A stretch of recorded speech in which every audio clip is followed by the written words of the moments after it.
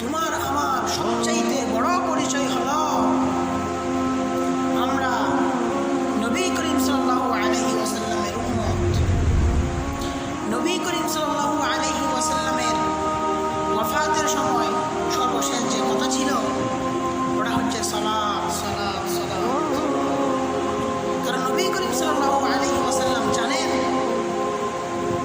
শেষ জামানায় কিয়ামতের আগে তার উম্মতেরা নামাজ ছেড়ে দিবেন, নামাজকে নিয়ে অলসতা করবেন। রাসূল সাল্লাল্লাহু আলাইহি ওয়াসাল্লাম বলেছেন, ও আমার উম্মতেরা তোমরা শুনে রাখো, কিয়ামতের আগে আমার উম্মতেরা নামাজ ছেড়ে দিবে, নামাজের প্রতি কাফেল হবে। তুমি আজ তোমার সমাজের দিকে তাকিয়ে দেখো,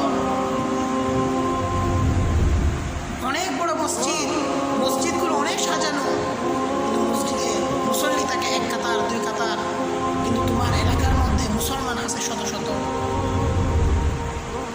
নামাজ আল্লাহ তাআলার এক বড় বিধান। আল্লাহ তাআলা কিয়ামতের দিন সর্বপ্রথমে নামাজের হিসাব নিবে।